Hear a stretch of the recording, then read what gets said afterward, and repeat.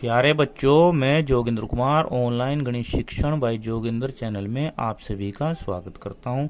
आज की इस वीडियो में हम कक्षा 6 गणित अध्याय 4 आधारभूत ज्यामितीय अवधारणाएं की प्रश्नावली 4.3 की प्रश्न संख्या 3 को हल करेंगे।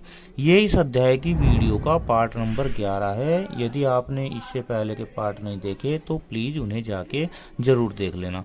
अब आइए देखते हैं प्रश्न नंबर 3 को। अब ये देखिए, दो कोणों की एक रफ आकृतियां खींचिए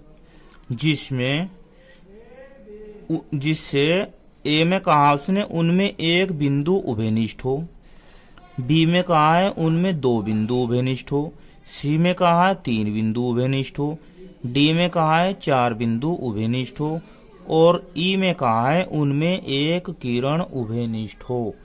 आइए चलो इस प्रश्न को हल करने का प्रयास करते हैं। अब इस प्रश्न को हल करने से पहले कोण के बारे में चर्चा कर लेते हैं। सबसे पहले तो हम आपको बताते हैं कि जहां कहीं भी कोना होगा वहीं पर कोण होगा, वहीं पर कोण बनेगा। जैसे हम मान लो एक डिब्बे को खोलते हैं और डिब्बे को हम ऐसे खोलेंगे तो उसका जो कोना होगा वहीं पर कोण खुलेंगे। यानी जैसे मान लो डिब्बे का ऊपर का पार्ट ये होगा और नीचे का ये होगा, ढक्कन का ये होगा, तो उसके बीच में जो यहाँ कोना होगा वहीं पर कोण बनेगा।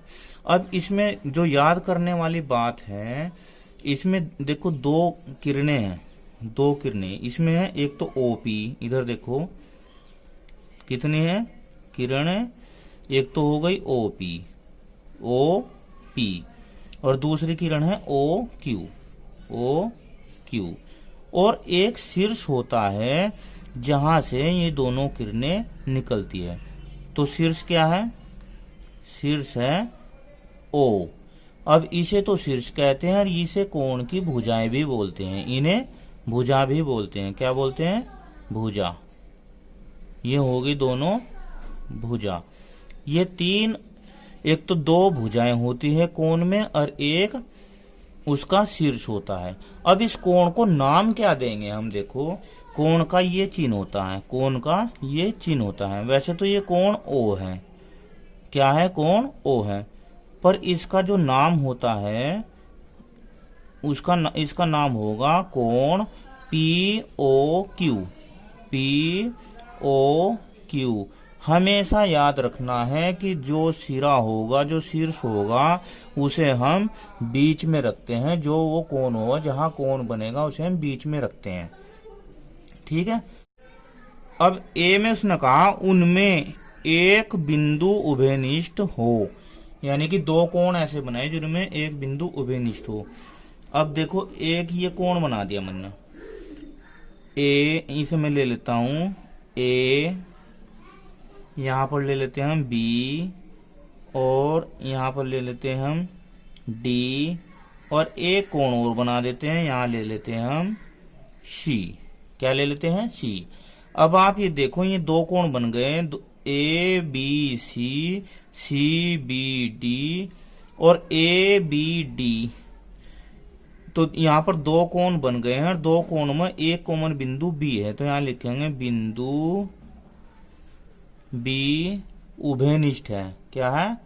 उभयनिष्ठ है ना दोनों में।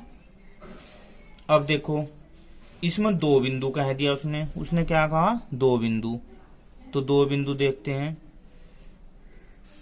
ये लीजिए, यहाँ पर ए ही ले लेते हैं, यहाँ पर बी ले लेते हैं, यहाँ सी और यहाँ डी और एक बिंदु में इसमें ई ले लेता हूं। क्या ले लेता हूं? ई।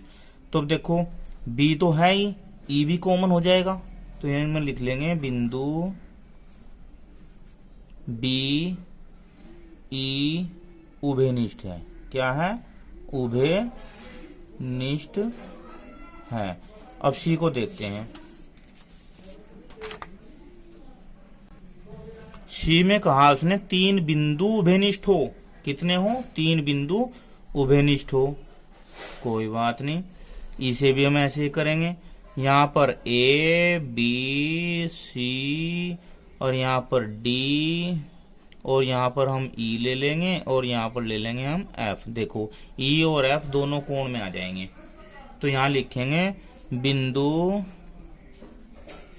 डी ई एफ उभयनिष्ठ है। क्या है? उभयनिष्ठ है। अब डी में देखो, उनमें 4 बिंदु उभयनिष्ठ हो, तो इसी में हम ऐसे ही करेंगे, इसमें हम 4 बिंदु ले लेंगे, A B C D E F G. क्या किया हमने? ई एफ जी इसी में ले लिया। तो अब यहां लिखेंगे बिंदु बी ई एफ जी उभयनिष्ठ है, उभयनिष्ठ है। अब ई में उसने कहा है कि उनमें एक किरण उभयनिष्ठ हो, उनमें एक किरण उभयनिष्ठ हो। अब ये देखिए आप, यहां हमने मान लो एक्स ले लेते हैं, ओ और जेड, और एक कोण बना देते हैं, ये वाई हो गया। अब आप ये देखिए कि इस कोण में भी ओ वाई है, अगर इसे लेते हैं इसमें भी ओ वाई है, तो ये किरण ओ वाई उभयनिष्ठ है। तो इसमें लिखेंगे हम कि किरण ओ वाई, किरण को ऐसे प्रदर्शित करते हैं, उभयनिष्ठ है। आशा करता हूं वीडियो आपको अच्छी लगी होगी, समझ में आ गया होगा। अगर वीडियो अच्छी लगी तो लाइक करना, कमेंट करना, शेयर करना दोस्तों को। धन्यवाद। आपका दिन शुभ हो।